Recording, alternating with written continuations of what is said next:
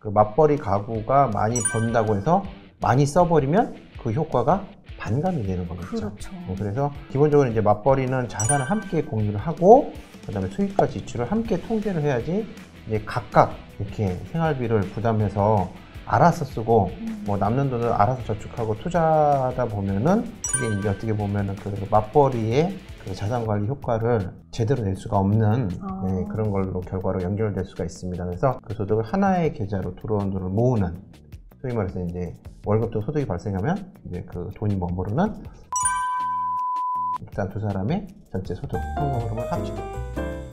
안녕하십니까. 금주머니 TV 경제적 자유로 가는 추월 차선입니다. 지난 영상에서 1인 가구의 자산 관리 어떻게 해야 하는지 다뤄봤습니다. 솔로 원칙이라고 한번 적어봤습니다. 솔로 원칙. 솔로. 이것 좀. 예. 네, 가장 먼저 이제 S가 이제 세이브 퀵클리. 세이브 퀵클리. 네, 최대한 빨리 저축해라. 네. 하지만 저희가 계속 1인 가구로 있을 수도 있지만 결혼을 하거나 다른 이유로 경제적인 공동체를 이룰 수도 있습니다. 저희가 혼자 산다고 더 잘 사느냐 아니냐를 두고도 한번 통계로 짚어드린 적이 있습니다만 요즘엔 또 맞벌이 부부들도 많죠. 맞벌이 부부의 자산관리 전략 오늘은 알아봅니다. 먼저 금주머니TV 좋아요와 구독, 알림 설정 부탁드립니다. 오늘도 김진웅 NH투자증권 백세시대 연구소장님 모셨습니다. 소장님 안녕하세요. 네, 안녕하십니까.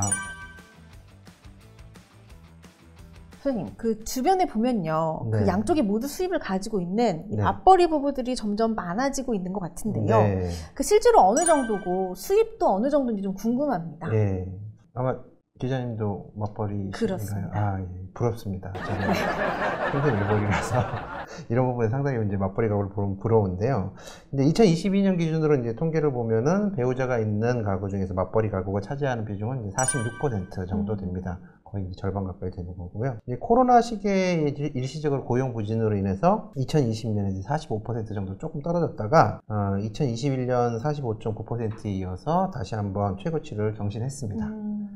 작년 기준으로 이제 맞벌이 가구의 평균 소득은 월 752만 원으로 조사가 되었고요. 그다음에 이제 월 평균 393만 원을 버는 외벌이 가구에 비해서 359만 원을 더 벌고 있는 셈이니까 상당히 많이 버는데요. 거의 2배 가까운 격차를 보이고 있는 거죠. 네.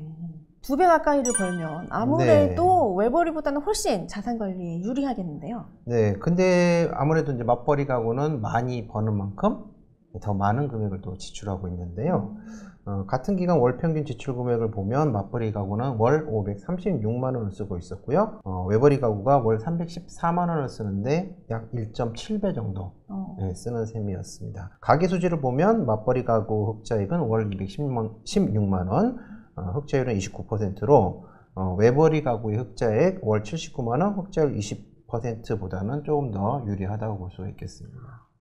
일단은 유리한 거는 맞는데 네. 1.9배 수입인데도 지출이 1.7배. 가계 수지 흑자는 맞벌이가 29%, 외벌이가 20%니까 사실 생각만큼 그렇게 큰 차이가 나지는 않네요. 네. 그러니까 사실은 이제 자산 관리의 그 중요한 부분이 결국은 내가 버는 소득에서 소비를 하고 남는 부분을 저축과 투자를 통해서 이제 불려 나가야 되는 게 핵심인 거잖아요. 그렇게 보면은 결국은 이제 그 맞벌이 가구가 많이 번다고 해서 많이 써버리면 그 효과가 반감이 되는 거겠죠. 그렇죠. 그래서 기본적으로 이제 맞벌이는 자산을 함께 공유를 하고 그다음에 수입과 지출을 함께 통제를 해야지 이제 각각 이렇게 생활비를 부담해서 알아서 쓰고 뭐 남는 돈을 알아서 저축하고 투자하다 보면은 그게 이제 어떻게 보면은 그 맞벌이의 그 자산 관리 효과를 제대로 낼 수가 없는 그런 걸로 결과로 연결될 수가 있습니다. 그래서 아무래도 따로 관리를 하다 보면은 우리 가구의 전체 소득이 얼마인지, 그 다음에 우리가 얼마를 쓰고 있는지, 그리고 얼마를 저축을 하고 있는지 서로 모르는 경우가 많기 때문에 바꿔 말하면은 세워나가는 돈이 많을 수 있다는 거죠. 굳이 이제 지출을 안 해도 되는 돈, 혹시 서로 같이 논의해서 이제 의사결정을 했으면 쓰지 않아도 될 돈들을 쓸 수도 있다라는 거죠. 이런 문제점을 예방하기 위해서는 이제 소득을 이제 각자 올리더라도 그 소득을 하나의 계좌로 들어온 돈을 모으는, 소위 말해서 이제 월급도 소득이 발생하면 이제 그 돈이 머무르는 파킹 통장을 만들어서 일단 두 사람의 전체 소득, 현금 흐름을 합치고 본인들의 어떤 현금 흐름이 합쳐서 들어온 돈의 흐름이 이제 파악이 되면은 아무래도 이제 재무 계획을 세우기가 쉬워지는 거잖아요. 네. 그래서 일단은 파켓 통장은 입출금이 이제 자유로운 통장이니까 아무래도 이제 입출금에 제약이 없으면서도 최대한 이제 금리가 높은 통장을 활용하시면 좋을 것 같고요. 그 다음에 이제 소득을 한 곳에 모으고 그 다음에 다시 이제 본인들이 사용할 자금, 그 다음에 투자할 자금, 저축할 자금들을 나눠서 목적에 맞게 관리하는 방법이 어떻게 보면 맞벌이 가구의 자산 관리의 어떤 효율성을 극대화할 수 있는 전략이라고 네, 말씀드릴 수 있겠습니다. 네. 그래서 소득은 두 사람이 올리지만 관리는 한 사람처럼 해야 효율적인 자산 관리가 이루어질 수 있습니다. 아니 그런데 요즘 젊은 세대들 공정에 굉장히 민감하잖아요. 네. 그 말씀 들어보니까 이게 뭐든지 이제 공평하게 반반씩 한다는 그런 부부들 얘기도 들어봤는데 이게 모든 소득을 다 모은다. 네. 이거 참 상당히 결심이 필요한 부분일 수 있을 것 같아요. 네. 근데 그것이 바로 자산관리 1순위다 네. 라고 말씀을 해주셨는데 네. 2인 삼각처럼 가야 된다라는 건데 이게 참 그렇죠. 쉽지는 않은 네. 것 같습니다. 네. 그러면 혹시 그 다음은 뭔가요? 일단은 이제 그 맞벌이 가구 같은 경우에 어쨌든 가구 소득이 높은 편이니까 경제적인 여유가 있다는 생각에 소비 수준이 이제 빨리 올라오는 경우들이 많이 있습니다. 그렇죠. 맞벌이를 근데 사실은 계속 할 수만 있다면 좋겠지만 일단은 이제 맞벌이라는 건 이제 결혼을 한 거니까 이제 뭐 자녀에 대한 이제 생각들이 다르실 수도 있긴 하겠지만 일반적으로는 이제 자녀를 이제 낳으실 계획들도 많이 있으실 거고 그 다음에 또 사실은 뭐 건강 문제도 생길 수도 있고 그 다음에 자녀를 어쨌든 키우게 되면은 그 자녀를 키우는 과정에서 어쨌든 아까 그 여러 가지 이제 자녀를 성장하는 양육 비용 이런 것들도 많이 들어갈 수 있기 때문에 얼마든지 어려운 상황이 발생할 수도 있거든요. 그런데 이제 이렇게 만약에 그 둘이 벌 때 기준으로 소비 수준을 계속 유지를 하다가 만약에 한 사람의 어떤 소득이 문제가 생기게 되면 이제 굉장히 어떻게 보면 경제적 압박감을 느끼게 되고 그렇죠. 이미 네. 올라온 소비를 내리기는 그렇죠. 어려우니까요. 네, 과거에 제가 이제 소비의 어떤 레치 효과 네. 한번 올라온 소비 수준은 쉽게 내려가지 않는다.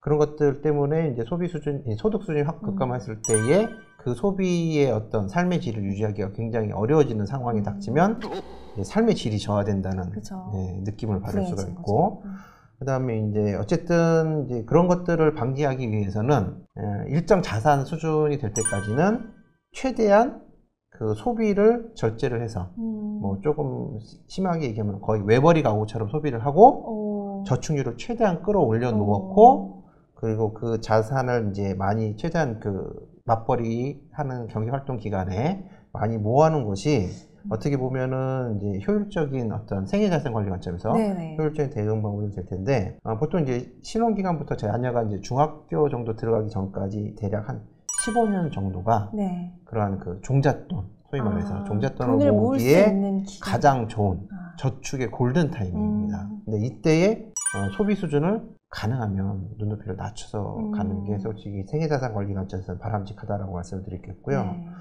현재 맞벌이 가구의 이제 저축 가능한 흑자율이 이제 30%에 채 못 미치잖아요. 근데 불필요한 지출을 잘 통제를 하고 소비 눈높이를 좀 낮추면 제가 볼 때는 흑자율 한 50%까지는 가도 가능할 것 같거든요. 그래서 이러한 이렇게 15년간 이제 어쨌든 최대한 저축을 하고 그다음에 이제 저축을 많이 하게 되면 자산이 늘어날 거고 그 자산을 통해서 얻는 자산 소득이 생길 수가 있습니다. 그렇죠. 뭐 이자나 배당 소득 아니면 뭐 투자 상품 활용하면 이제 투자 자본 차익도 얻을 수도 있고 그렇게 되면 아무래도 이제 둘 중 한 사람은 이제 그런 이제 어떠한 그 인적 소득, 근로소득이나 뭐 이런 그 현금 흐름을 만들어야 된다는 압박감에서 벗어날 수 있는 언젠가는. 예. 그래서 뭐 요즘 뭐 이제 젊은 사람들 파이어족 많이 얘기하시는데 반파이어족. 반파이어족. 둘 중에 한 사람은 파이어.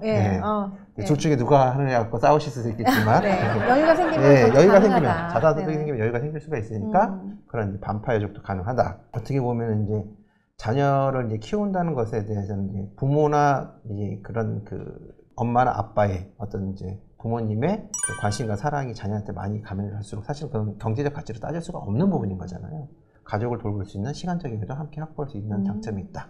그래서 맞벌이 가구 초기에 열심히 저축하시는 게 좋다. 이렇게 말씀드리겠습니다. 골든타임 15년. 골든타임 놓치지 마라.